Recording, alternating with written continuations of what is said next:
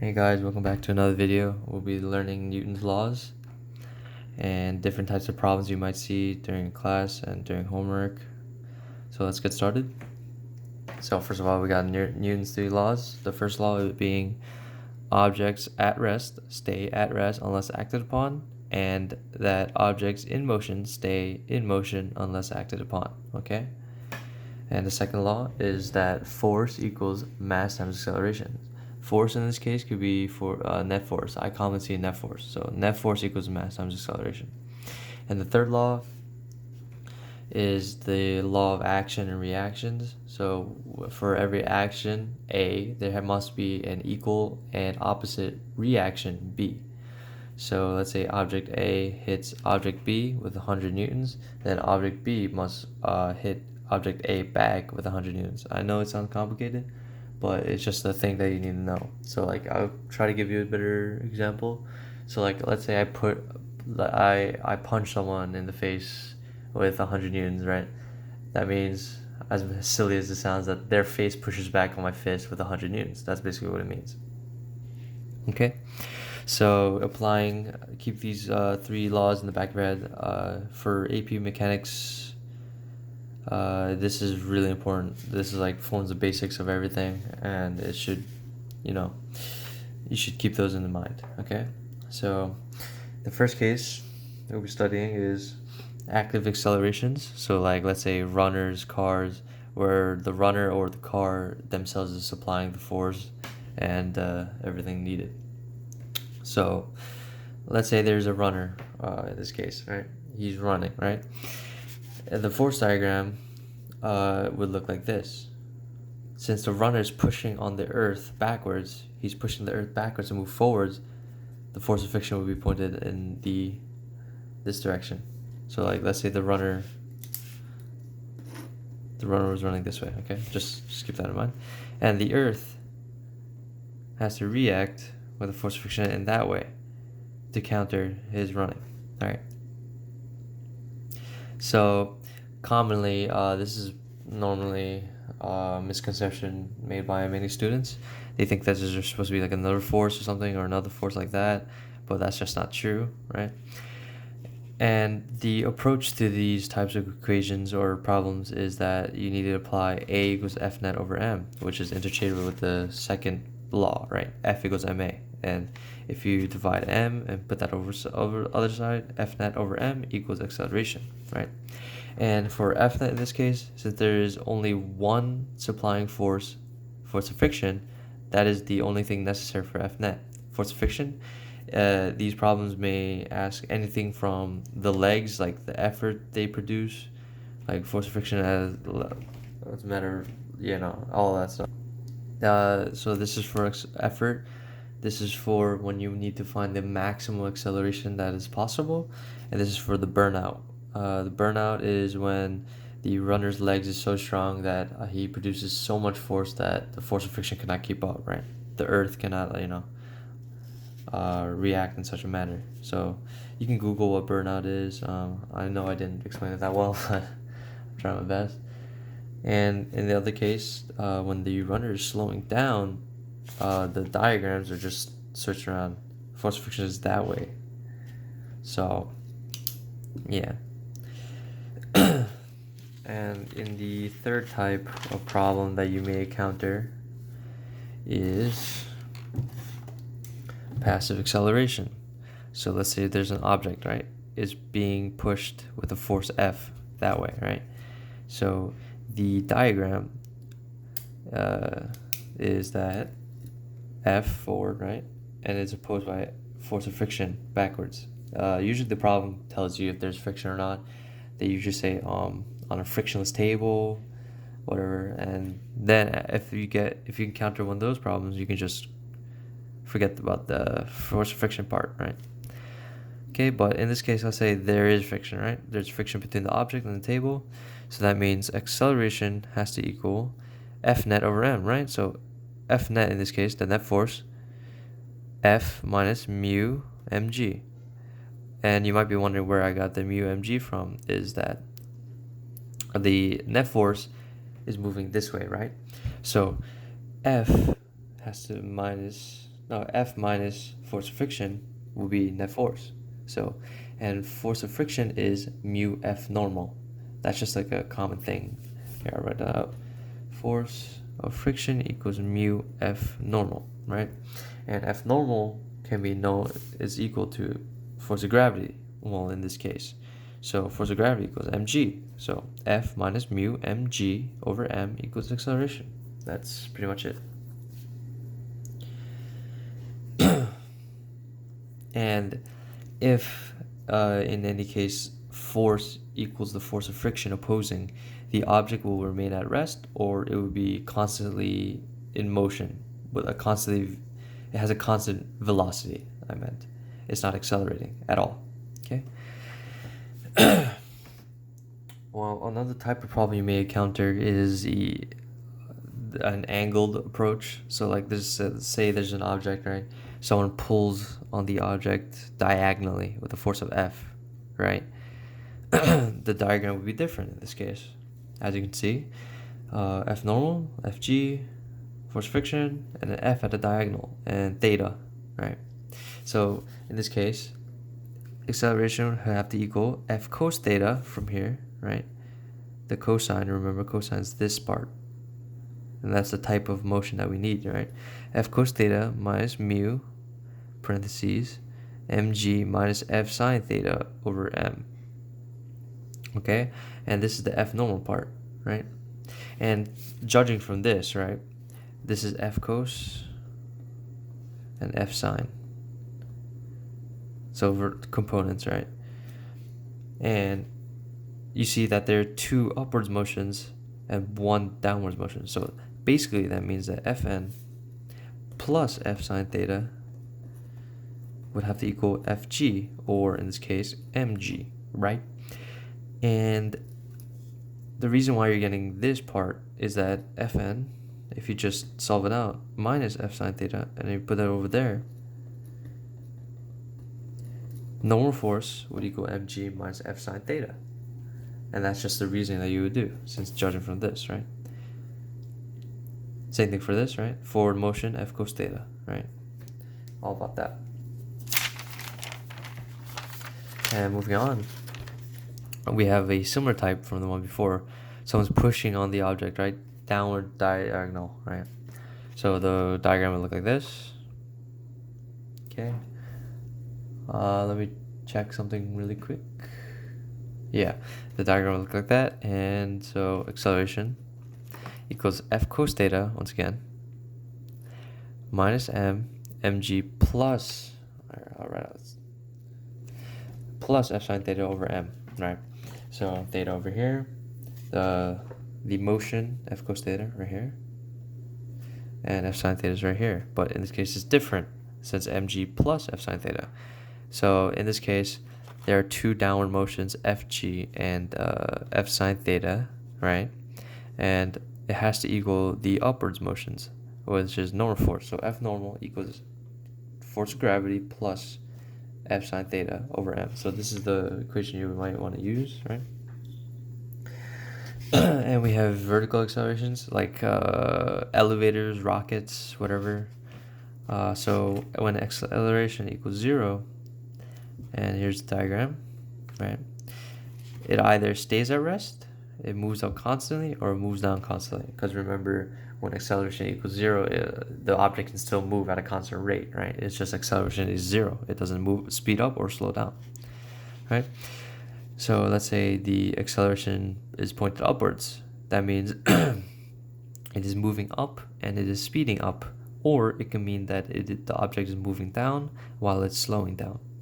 Okay, so this is a different case that you need to know. When acceleration is downwards but is less than g, this is weird, but just recognize that when you encounter this kind of problem and acceleration downwards is less than g, 9.8, and then acceleration equals mg minus f normal over m. And in the other case, when a down is greater than g, acceleration equals mg plus fn over m. Okay. Moving on, we have inclined planes. It's kind of similar to runners in diagram-wise. So like let's say this object is moving downwards, a slope, right? So I draw out the slope with the theta, right? And it's moving downwards, right? And there's a force opposing, force of friction. And in this case, remember that normal force is always perpendicular to the surface. So since the surface is slanted like that, normal force has to go like that, right? And force of gravity is always downwards. So force of gravity like that. And the approach to these types of problems is that always remember that theta just transfers over here. It's always there. So if theta was here, it just moves like right there. I don't know why, but you should just memorize it, right? So if you encounter an inclined plane, remember that force of gravity forms a right triangle, let's say, of sorts, with the surface, and theta is right there, right? So it becomes very easy from this, okay? So acceleration has to equal forward force, right? mg sine theta. And mg sine theta is this part, see, of that part, right? So mg sine theta minus mu f normal, which is force of friction. But force of friction, so mu times force of friction, right? And the reason why you see mg cos theta is that the force going diagonal has to equal force going like that, so they have to cancel out, right? So it's mg cos theta, which is this side right here. And in the other case, when the object is sliding up a incline, we have to recognize is that the force diagram looks like that. It's basically like this, but the force of friction is going this way instead, so the object is sliding up. So acceleration in this case would equal mg sine theta plus mu mg cos theta over m, right? Remember the incline forms a theta, forms a triangle with theta, angle theta in it. And so the forward force, the net force can be found, force of friction, and so mg sine theta, right, is the opposite, right? But in this case, instead of the opposite forces pointing in different directions, they both point in the same direction, so you can add them. So mg sine theta plus force of friction, which is mu mg cos theta over m. Okay.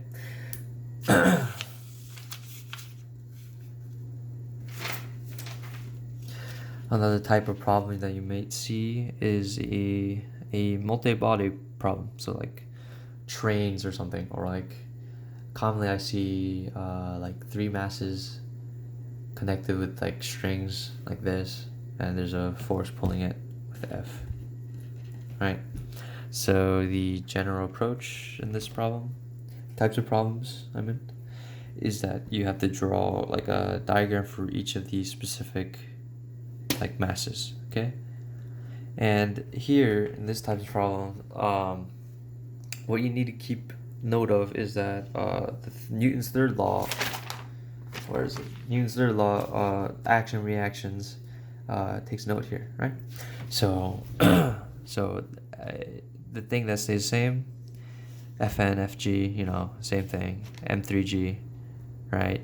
M3G, M2G, M2G, M1G, M1G. So this is M1, by the way, M2, M3, right? So for mass-specific diagrams, right here, let's do M1G first. I mean M1 first. For force M, right? Let's say there's a person just pulling, right, with the force F. So pulls with force of F, and it produces force of friction. Let's label it FF1, right? And there's always, of course, normal force and gravity, the gravitational force, and all that good stuff. And so here, in this case, what is different from other problems is that when this guy pulls with the object F, right? I mean, pulls with the force F, he also pulls on this object M2 with the tension T1, because there's a string connecting it. And the law of action-reaction states that for every action, there's also an equal and opposite reaction, so that when this object is pulled like that, T1, right, this object is also pulled back by T1, by this object, right? And so it might be a little confusing, but it's just what it is, you know. And you can apply that to this, and you apply that to that, right? just take a look at the diagrams. I'll give you a minute to look. So in this case, T1 forward, T2 pulls, T2 back, FF2, right? And this one's the last one, T2 forward, and then FF3, sorry. Oh no, FF. I just mislabeled them. Okay. Yeah, I mislabeled them, sorry. So FF1, FF2, FF3, let's say. Right? Okay, so this one's different because it's just the last one in the chain. There's no extra object. And so there's no reaction action thing. So it's just a normal, right? So the approach to this is that you would form a system of equations. The system of equations is ma equals F net, the Newton's second law, right? So you do that for each mass specific. So F minus T1 minus mu M1G, blah, blah, blah. And in the end, they should cancel. You should factor out some of these, right? And you can solve individually for A, T1, T2, okay? Based on what the problem gives you, right? It's like a little template. Or there's a shortcut to these kinds of problems. You can treat the whole thing as a one like system. So F minus FF1 minus FF2 minus FF3 over M1 plus M2 plus M3. And that is acceleration equals F net, right? Over the total mass of the system. So you're just finding acceleration of the system, okay? Moving on, we have multi-body system number 2. It's called Atwood's machine. It's very common. APs love this. Atwood is just, they just love that kind of stuff. So this is the diagram. It's a pulley, basically. Let me explain to you what Atwood's machine is. So there's a pulley. There's like an object of mass m. The opposing it's an object of mass m2, right? Commonly, there's motion in one direction, motion in the other direction, or they could be in equilibrium. So the approach to this is that you can treat it as one system, right? And find acceleration. So m2g, right? Let's say this is m2, m1. m2g minus m1g over m1 plus m2, similar to the approach taken in this type of problem, right? You treat it as one system, but in this case you have to do something extra if they ask for tension. Like let's say they ask you to solve for tension T. So after doing this, you can just do it to one of these objects. So ma equals F net, but keep in mind the system's motion. So this could be different, right? Since let's say this is heavier, M2 is heavier than M1, so the system is obviously moving like this, like that, right?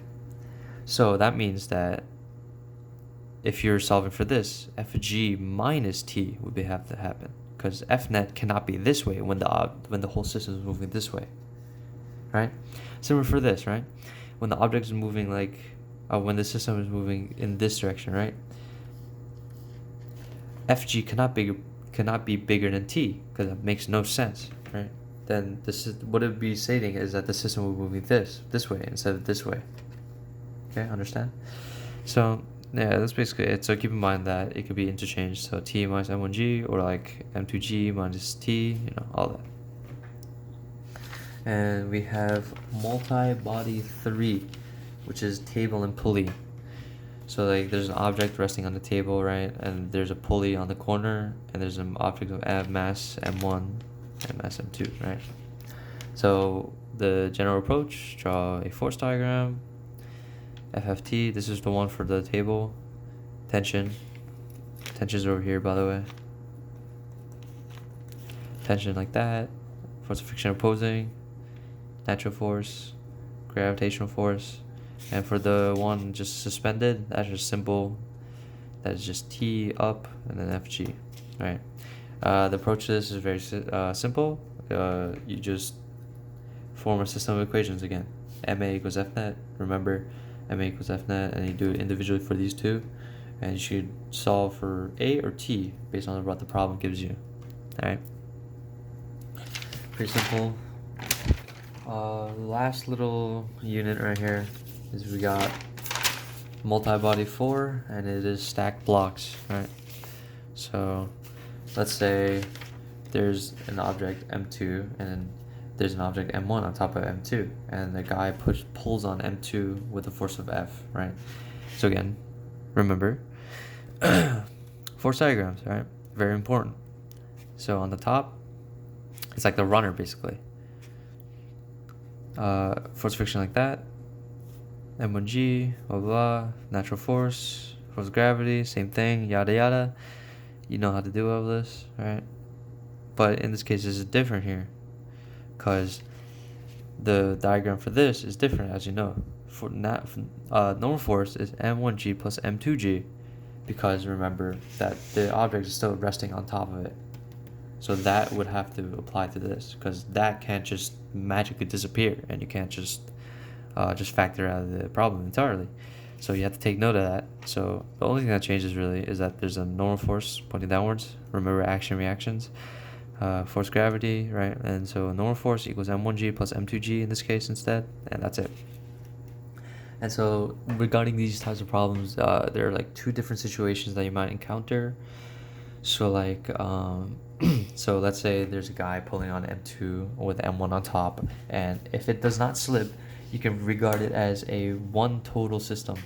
So basically, acceleration equals forward force over M1 plus M2. That's it. It's just one object. You treat that two object thing as one object if there's no slipping. And sometimes it asks you to find max force without slipping, right? And so acceleration max would have to equal A equals F net over M, right? Simple. And but the only thing, this is the top, right? I forgot to label. This is the top block, and you solve it just for the top block, right? You get everything like that, and you plug into the system. MA equals F net. And so you find the max force of the system that allows it that you can pull on without the top object falling off the smaller object, or the top object falling off the bottom object, right? Sorry. And if forward force is greater than the force of max without slipping, force of max in this case, the maximum force required so that the top block does not fall off the bottom block, what you have to do is top, you have to solve for them individually. So the acceleration top is mu k m1g, and mu k is different from mu static, mu kinetic. This is mu kinetic, and this is for objects that are slipping. This is for objects that are not slipping but can. So, and you do that same thing, and you plug in here, F minus mu k m1g over m2, and it's simple. And that's basically it for Newton's laws. Okay, so if you were to take away anything from this, basically just know these three laws, right? Objects at rest stay at rest unless acted upon. So like, and objects in motion stay in motion unless acted upon. So like, if you throw like a tennis ball through outer space, you know that there's no force of gravity, so the tennis ball just moves through space forever, right? And objects at rest stay at rest unless acted upon. Simple. And then number 2, F equals ma. Remember that you can like fiddle around with this.